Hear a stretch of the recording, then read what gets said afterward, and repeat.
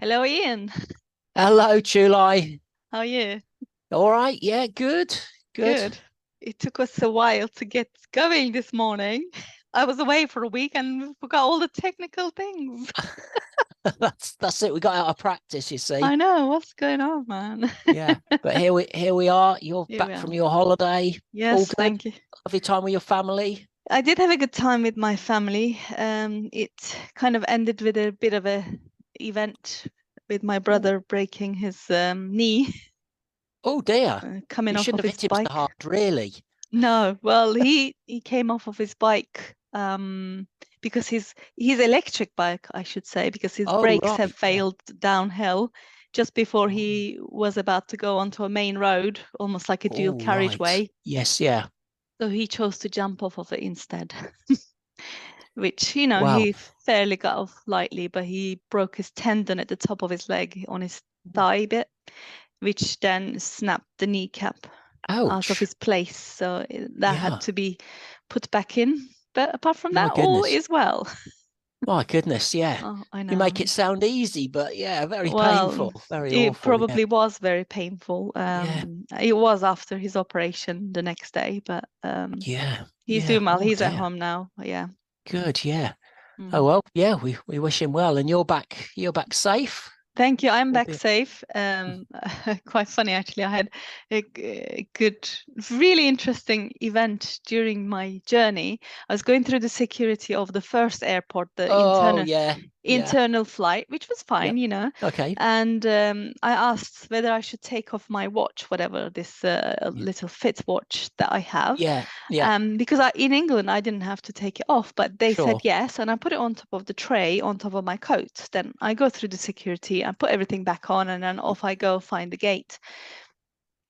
I sat there for a few minutes, and then this policeman comes towards me and just says, "Are you missing something?" I was like, "No, I've got my passport, I've my bag, my rucksack, everything. If everything's here, are you sure?" Yes, I am sure. And he shows me a picture. This is you. Yes, it is me. He's just taken a picture of me sitting in that place. Fine. And then he says, "What time is it?" And I looked at my wrist and I was like, "Oh my God, I'm missing my watch." And then he asked me what it looked like, and I described, and I just got it out. And Wow. there was basically almost 10-minute walk from where the security gate was, to where the plane gate was. And Right. how he found me amongst all those people, I do not know to this day, but I'm so Yeah, grateful that he indeed. did. Well, indeed, amazing. Yeah. So you're actually sort of separated in time from your watch by 10 minutes, Yes, I or was. completely unknown to you. It's amazing. Absolutely. Yeah. When you Yeah. think of it like that and think if you knew, you'd just be all in a quandary, wouldn't you? That's right. You know, I would go back and retrace my steps and whatever, but exactly. Yeah. it didn't even occur to me because I didn't even realize it was missing. And when he found it, I was like, wow, that's amazing. Thank you so much. It was really good. That's really good. Yeah. Yeah. So, Yeah. and at that point, it made me kind of be really grateful for, everything that was going on at that airport. Of Mm, course, a yes. sobering event like that happened to my brother, it just kind of puts everything in perspective. And I was thinking, everything works like really clockwork. In both ways, I had a great journey. Mm, And everything was really smooth. The gates were really close. I didn't have to walk so much or anything, and it was just beautiful. And I was thinking, all those people work at the airports, the airport staff, the pilots and the yeah. cleaners, everybody who makes Yeah. this happen every single day. Mm, What a great thing, what a mm, great privilege to be in 2000, 2,500 miles away one morning and then evening back at your home. This is yes. such a big privilege and a great thing that we are having, and we take it for granted. We Oh, yeah. complain and we do this and we do that, but actually it's quite a great service that people provide every day. So yeah, I was kind of really grateful for that at that point. Yeah. Really good to feel that. And it just highlights how important everybody is, right from the Yeah, person that checks the safety of the aeroplane to the yeah, people that reload it with food and drink and, yeah, those who just kind of, sweep up the floors and do the cleaning of the building, the terminal buildings and things, yeah, because it's everything. Oh my God. nobody is there surplus to requirements. No, Everybody, that's however big or small the job they do, is yeah. it's important. If essential. they don't, they're all as It's essential as each other. You say, well, the person that checks the safety of the plane is far more important than the person that sweeps and cleans up the terminal, and picks up the can of Coke that I couldn't be bothered to put in the bin. But actually, it's all part of what makes the whole experience work. And, then your experience of being able to travel 2,500 miles within a day. Yeah. No, I mean, it's quite incredible when you break it down and really think about it. Yeah. It is. So yeah, I was really kind of grateful and had a really great journey. Watched a couple of films. It was all fantastic. But I'm back now. Yeah. Yeah, well, that's it. It's enjoying the experience, enjoying everything that's there. Again, the person that decides which films to put on the plane for passengers to be able to choose from. It doesn't just get there by magic. It's all been set up. It's all in somebody's day of work. Yes, exactly. And and we are grateful for everybody who does their work on a daily basis. Right. And the commitment that they apply to that, Yeah. and the passion that they have for the work that they do. And we hope, Yeah. Oh, I noticed you used a couple of words there: commitment and passion. What, aeroplane? Oh, commitment and passion. Yes, I did. Yeah. So it happens that that's what we're talking about today: commitment versus passion. What are the two differences, and why is it that we want to talk about them specifically? Okay, because I would think it's probably the same thing, but maybe we'll learn differently today then. Yeah, okay, I'm interested. Yeah. You're interested. Well, yeah. Passion is to have some extreme emotion and enthusiasm towards something. It's just, I'm passionate about music, I'm passionate about my work, and I'm passionate for the community, whatever it might be. Commitment, however, is to have the devotion for a cause. It's to do everything over and above, no matter what. Okay, so I mean, I'm thinking here that, probably people are committed to what they're passionate about, which could be right. But actually the two don't have to fit together, and they could. No, they don't have to fit together. I mean, ideally, if they do, that's great. But there's sometimes that you can be passionate about something for a while, but then that could go away. And your interests change, your enthusiasm. Yeah, okay, you're enthusiastic about something for a while. Maybe a sporting event. I'm enthusiastic about the World Cup until it's all over, and then that's it. Maybe, I don't know. Yeah, I mean, under normal circumstances, for example, your commitment towards making, your children, for example, doesn't change. You are always committed to make sure that they are safe. First of all, their safety is your responsibility. And as they grow to, their their absolute safety, and then to get where they want to get in life up to a certain point. Of course, after that, they take over. But, up to that point, you're committed to making their life as easy as possible and as, good as possible. That's a good example. That's with the children, because yes, absolutely, you're committed to that throughout your life, really, right from the word go. But you're not necessarily passionate about it in terms of, I see some, you want to see how well I'm keeping my kids safe, this week. I just can't wait to tell people about this. That's passion and enthusiasm. But in that way, the two don't go together. It's just definitely daft. Don't go together. And right. I can be passionate. Good illustration. Be passionate about, like I said, music. And people used to say to me at work, "Are you really passionate about your work?" Yes, I am, because that's the kind of person that I am. I put everything in whatever I do, and I talk about it with enthusiasm, because that's how I am, who I am. But sometimes I'm not always committed to doing this certain type of work, because it just doesn't interest me. It's still part of my work, but it isn't something that I'm committed to doing. And sometimes, though, commitment and devotion doesn't have to be all great and sexy and wonderful and whatever. You still can be committed to that, because I think you had a great example offline you were talking about. Do you want to give our listeners what Yes, that was okay. about? Yeah, in terms of commitment, yes. So I mean, I was committed to work in a youth group on a Thursday evening. So I was in full-time work, so that's 9 till 5 in the office doing my stuff, normal day at work. I would rush home quickly, probably have a couple of biscuits and a cup of tea, or just something really quick to eat, because I had to, at 6 o'clock, then pick up a minibus to go and collect children from 2 different stops, bring them to the hall. They'd be screaming and raging about in the minibus. It wasn't a very peaceful experience. And then have a couple of hours of doing stuff. I mean, there were other youth leaders there. It wasn't just me single-handedly running a youth club. That would be nonsense.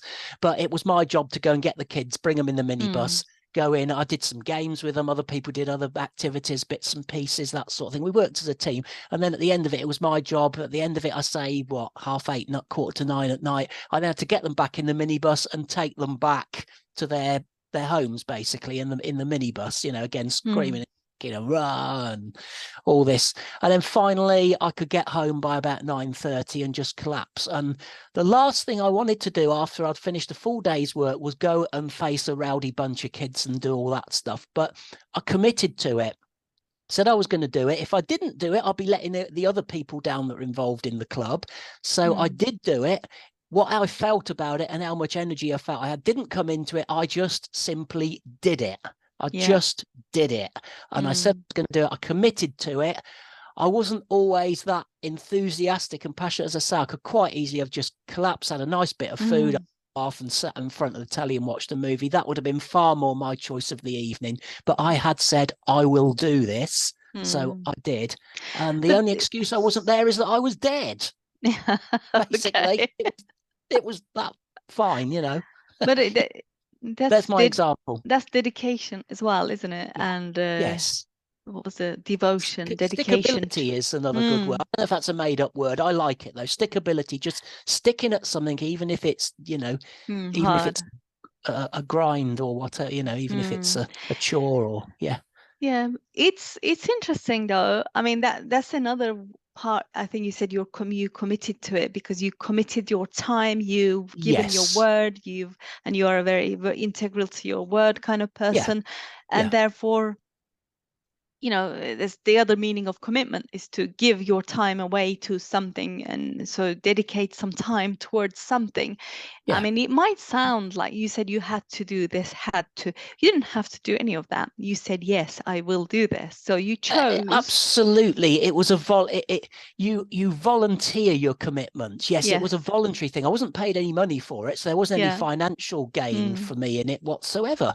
But yes, I think this is the thing. I mean, again, I've my background to radio was hospital radio, and people would say things like, well, if we can be there, we'll be there.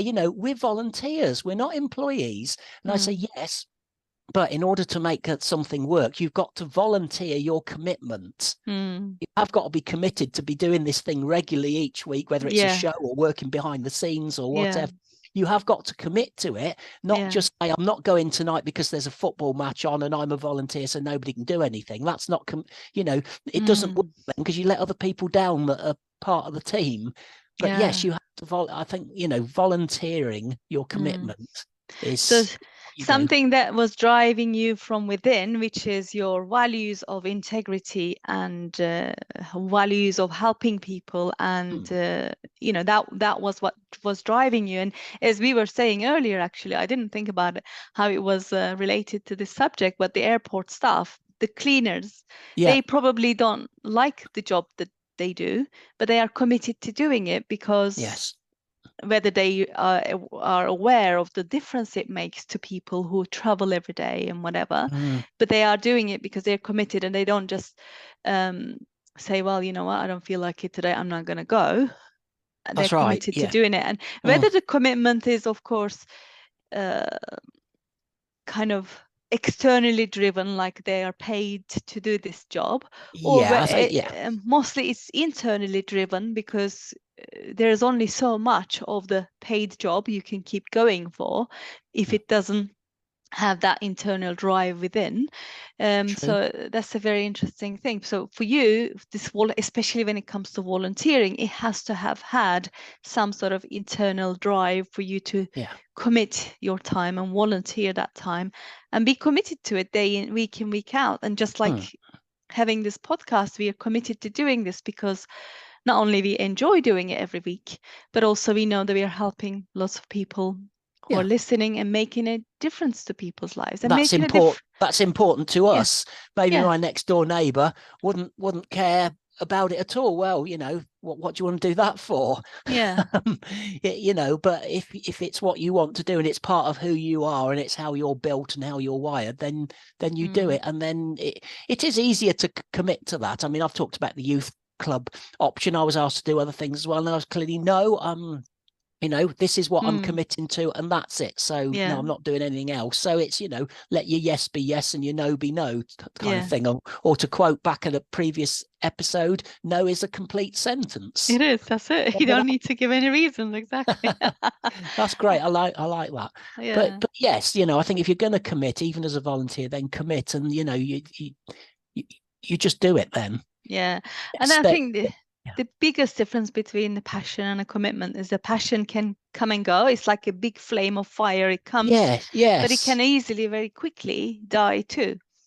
Whereas commitment requires a longevity. So you have to be in for the long haul. And exactly, how long have you been? Wind and rain, you know, come sunshine, whatever, you know, it's whatever the external conditions, whatever that means. I don't mean the weather necessarily, but you know, whatever the external conditions and circumstances, you just stick at it because you are committed, and that's it. And as you say, you may have your own personal reasons for having that value of commitment towards that particular, but passion is so if people do activities, you know, come and go. I remember somebody on the hospital radio wanted to get involved with helping us put the database together, and they came along with great passion for a couple of weeks, and then we didn't see them anymore. They decided they didn't want to do it anymore. So they lost that fire, they lost that passion for whatever reason, and that was it. So there was no commitment. They were just working on their passion at the time for a couple of weeks, and then the fire's gone out, end of story. And a commitment requires this inner driven purpose. Purpose is something we talk about a lot, and I help my clients with that. Without a purpose, you're just, you know, you're just like a lost boat on a big sea, going from whatever, you're drifting away. Rudderless, no direction, no goal. And drifting is not a very good way of being as a human, or anybody for that matter. The purpose, why are we here for? What is it that we are here to do in the world, and how do we give back to the community? How do we you know, that's what brings the fulfillment. That's one of these one of the reasons. Here you go. One of the reasons there's a lot of people out there who work in great jobs and they are passionate about what they do, yet they are still unfulfilled. There's a huge gap. You know, we talked about the gap before. This fulfillment gap exists because they lack the purpose. Indeed, And when you lack purpose, you're not committed. When you're not committed in your head, in your heart, what you do becomes an automatic thing that just, you know, kind of like breathing. You think you breathe without thinking. It just becomes one of those things, and you can start to take it for granted and also resent it. I'm not saying you resent breathing, but well, that's not right. You need to keep breathing, but it's you rather get out of it and do something. It's just not doing it for you, is it, sort of thing, to put it isn't, but then at the same time there's so many people who still are unfulfilled but live with that unfulfillment and accept it as it is. We talked about in the burnout series, and people can go back and listen to that earlier in the year. They accept being burnt out as part of life.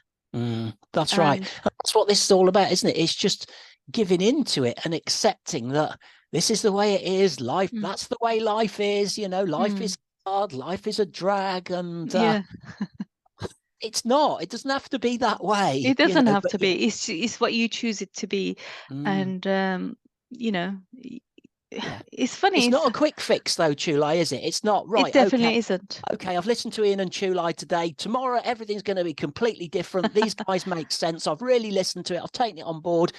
Tomorrow's the start of my new life. I mean, that's step one, but not everything's going to be hunky-dory on day one. It's a journey, isn't it? It's a step. It is, and that's where the commitment is the bridge. You know, we have a bridge at the background. People will see this if they're watching this on YouTube. Commitment is the bridge between that, this piece of land over here and the other piece of land at the background. That's what the commitment is. That's where the bridge is. And sometimes bridges have to be long, and sometimes it requires a lot of inner strength to get to that. And sometimes life will knock you back with so many things, but it's a question of not how much you're knocked back, but how you get up and go, and what lessons you learn. There is a lot of lessons in everything that we do and we don't do, if you like. And if we need to be awake and aware to see the lessons that are there for us, Yeah, and that's what makes all the difference. Yeah, that's brilliant. We're coming towards the end of our time again. I think it's a good place to stop, really. Just a lot to think about today on this commitment versus passion. What I want to leave it as is that, what are you committed to? Because most people are committed to their struggles. As you said, life is hard. It's this is my destiny. I've done this already, and I know this already, and I don't believe I'm worthy of whatever. Or you could just say, you know what, this is what's happened in the past, but I've learned from this. Now I can choose a different path, because it's in my hands to change that path. And that path requires not just the initial enthusiasm, but the long haul commitment and devotion of your time, your mental energy, and all the other resources that you can have available to you to be put into it to make it happen. Brilliant. That is a good place to leave it, Chulai. Lots to think about today. As in all episodes, I think we're on 114 today now. So yes, there we are are. over, I think so, yeah. 100 episodes of Finding Serenity in the midst of chaos that you can catch on various platforms. So if you're a regular, thanks for staying with us. If you're new, welcome aboard. And we've got a lot more. We look forward to doing a lot more with you and making your life a lot better over the weeks. Thanks, Chulai. We'll talk next time. Thank you.